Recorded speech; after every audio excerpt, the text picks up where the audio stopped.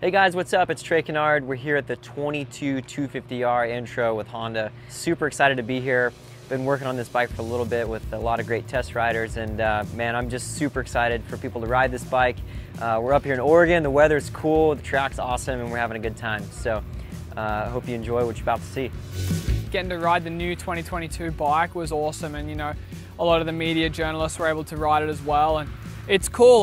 We all think it's a good bike at Honda ourselves, and then to hear that be confirmed with all the journalists and people who rode it is awesome. So as far as the launch is concerned, I think it was a good success, and the bikes will be out for sale shortly, mid-August. So I think everyone's stoked, and all thumbs up around. For me, there's always one bike every year that's the most anticipated machine. This year, it's the Honda CRF250R. It's been a while since we've seen a change, so you have one pipe now, you got a little bit more torque.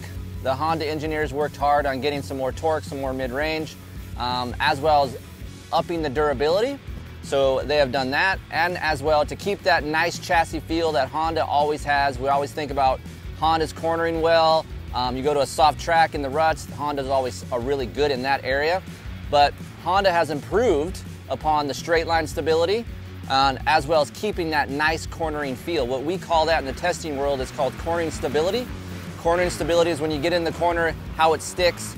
If there's any kind of imperfections here at Mountain View, there's wood chips in some of these, so if it upsets the chassis is nice and calm on the 2022, as well as straight line stability, so to me that's a plus.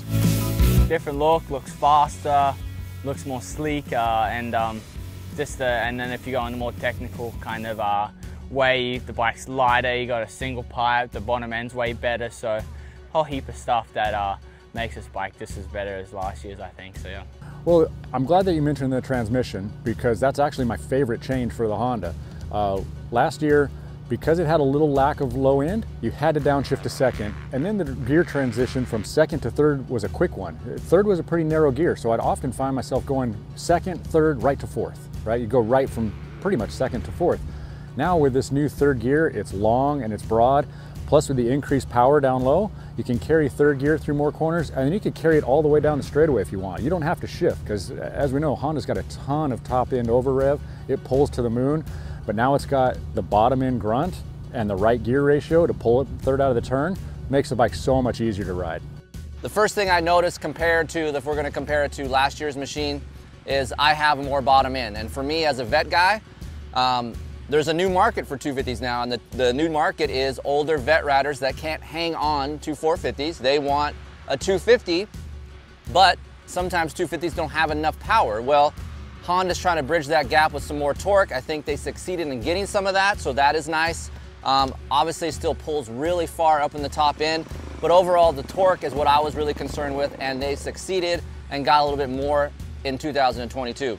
So one of the biggest things that they went for was the lightness of it. You know, it's 8 pounds lighter.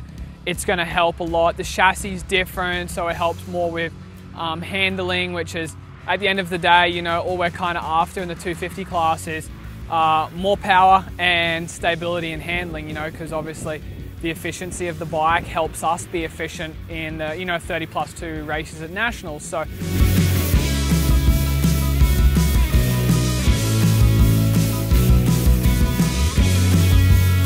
the bike is great. The motor, much improved.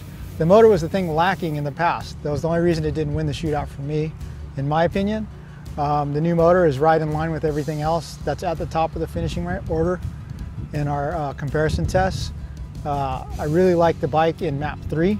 Has great low end, very good mid-range, and it pulls far on top. So overall, I'd say 2 thumbs up. The bike is a definite improvement over the bike it replaces.